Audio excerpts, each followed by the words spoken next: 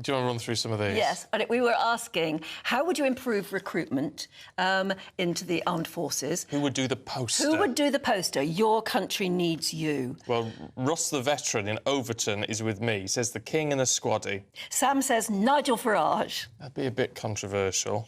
Matthew in Portsmouth says if the Princess of Wales did a Your Country Needs You poster in her army camouflage gear, you'd have no trouble recruiting patriotic young men. She'd look very good, wouldn't she? Right. Somebody in Evesham, I don't know who you are, says, I think Stephen should be on the poster. Yeah, there's no way in a million years I could do it because my husband is a veteran and so I have absolutely no right to do it. Tim says, I'd have Bond, James Bond, particularly Daniel Craig. Daniel Ashford says Churchill. Yeah, but he's dead. You know, I think he needs to be somebody relevant and today-ish. Robert says, I'm in favour of King Charles being the poster boy, but he should be accompanied by a female squaddy feeding a baby on the front line. Keep everybody happy. Yeah, slightly sarcastic tone to that. Well, I see what you mean. Female squaddy. Oh, female squad. They should be feeding a baby at the There should definitely be a series of squaddies, and one of them should be a woman. Yeah, absolutely. Why not? Janet in Grimsby fancies. Is suggesting Harry Clark. Who won Traitor.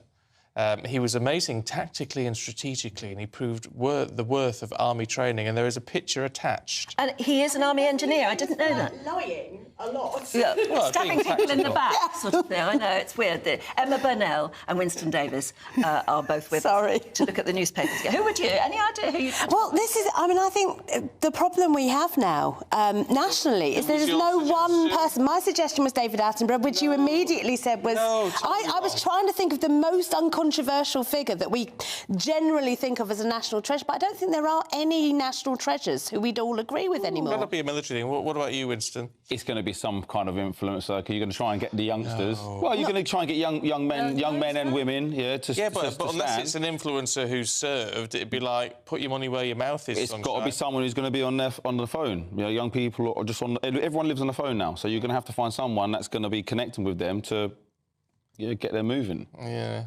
Maybe your traitor fella's the way forward. I like the King and a squaddy, I really do. But, the 1/3 of the country, like myself, who are Republicans, be like, well, sod off. Well, you're not going to join anyway, are you? Well, I'm 49, so it's unlikely. You wouldn't have just one person anymore. I think you'd have a series of you'd have... This is what I'm saying. I don't think we have that one unifying figure anymore. And I think that says something quite interesting. Didn't it?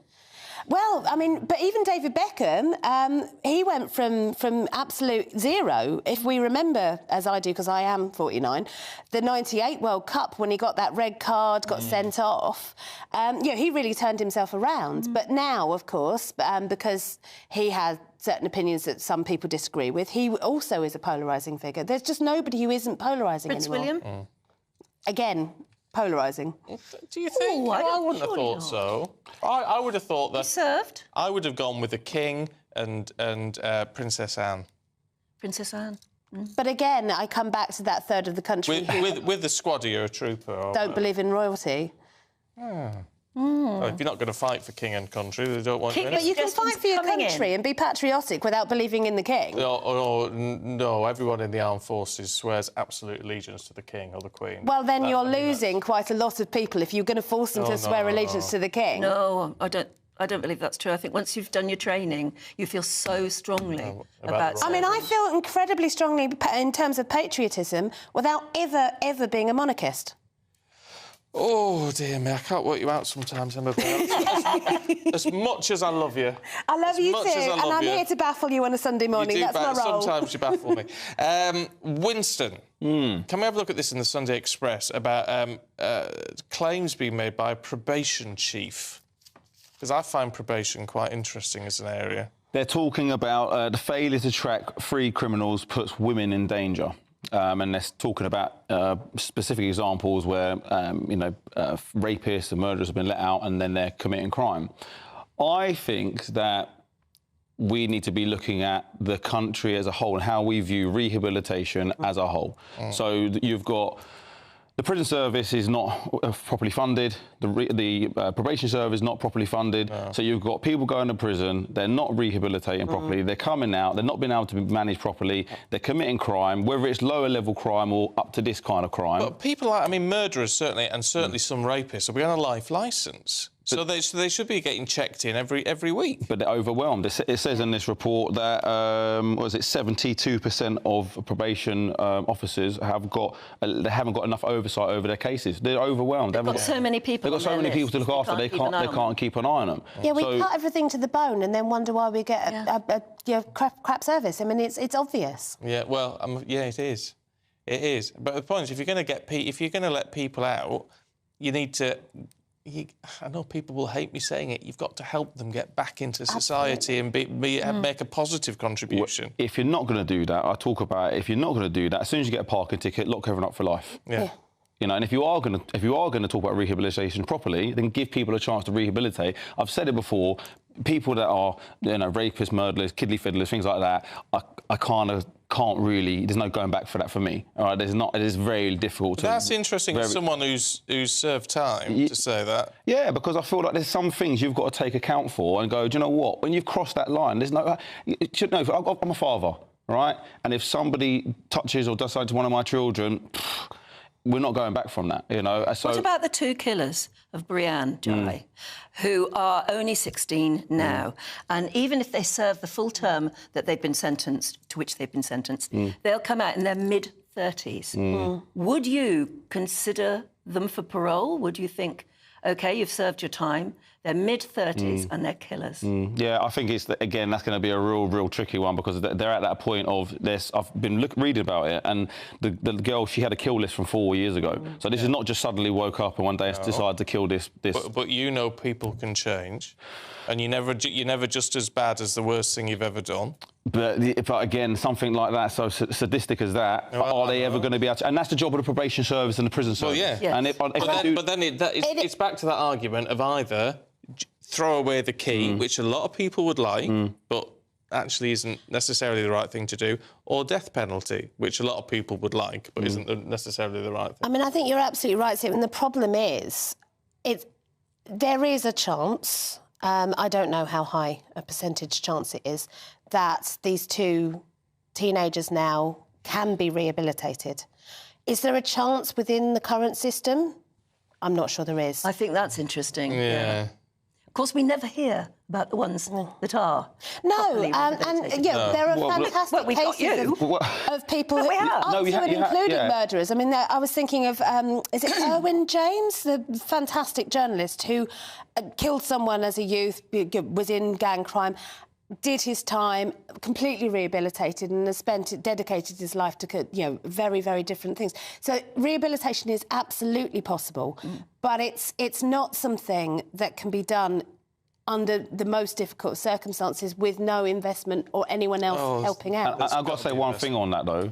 The person who's, finding themselves in prison for whatever they've done, they've got to want to change. Yes. There's got to be something in them. Yeah. And if you haven't got that in you, and it doesn't matter what's offered for you, you're not going to do anything. If they say you've got to do this course or do that course like these young killers are going to have to do, they can jump through the hoops and tick the boxes to say that they're going through it. But really inside of them, they haven't got it in them. But that's why they need to be monitored, and when they finally go up before before the panel to decide if they should get out after those 20 years. Proper psychological assessment. Well, yeah, I mean, the whole point is we should have people in there who can see if they're just ticking the boxes or whether they actually have changed. Exactly. So that's the point. You look at Venables and Thompson, the two lads who killed James Bulger. One appears to have worked. Absolutely, yeah. And the other one hasn't. And that's it. And they need...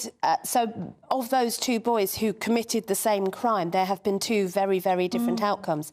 So it's worth always remembering that two paths are possible. But equally, the board that sat before them, reviewed their cases and ultimately freed them, made a mistake with Venables time and again. They released him at least twice. He had to be called back in because every single time he got it wrong. He went back to his old ways. Right, let's change tack, should we? Kind of interesting, but heavy. Emma, what's about an Apprentice star? Yes, so I haven't got it in front of me, so I can't remember his name, but he's an NHS doctor. Asif Munaf. Asif Munaf, thank you very much, who also seems to run some sort of weird dating service for women in Muslim-majority countries trying to find husbands in the UK. What's wrong with that, though, if that's... There's nothing wrong with that in particular, but his marketing is men in the UK don't like the fact that women in the UK are feminists, so we're going to get you a nice, soft, compliant Muslim wife. Now, I have to say that of the Muslim women I know in my community, very matriarchal families, you would not find them being particularly soft or compliant. No. But it just feels very tacky and...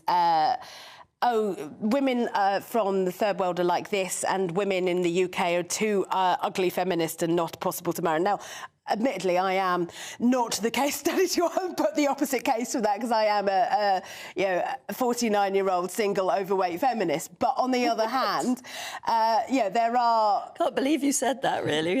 But, there are plenty of men who aren't scared of a strong woman. No, it shouldn't be.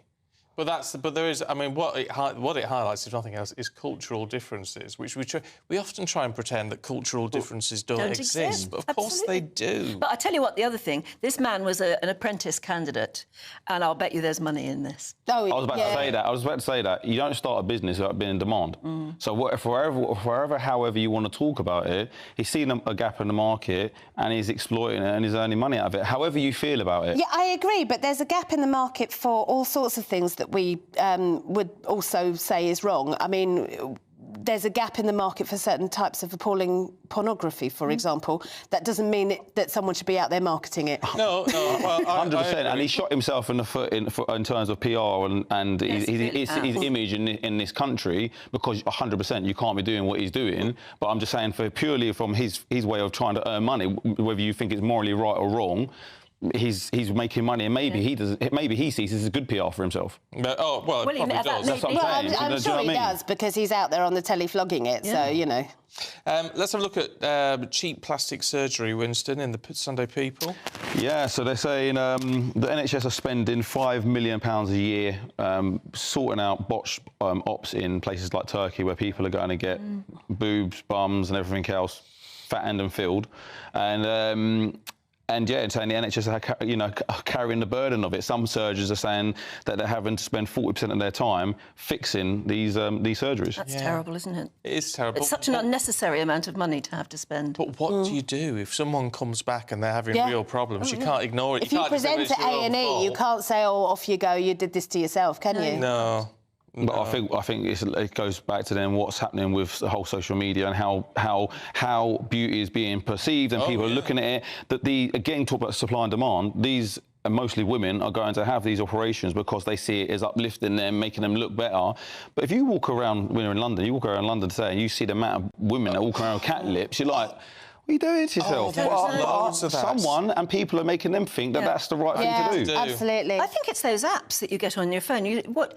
Young people, young girls particularly, are putting up photographs of themselves on their social media platforms that are completely unrealistic. And what they're doing is tweaking them through these apps. And then they want to look like that in real life as well. And this is it. And, we think Instagram is reality. It's not reality. It's not, no. We all put our best possible selves on Instagram, you know? Oh, mine's reality, obviously.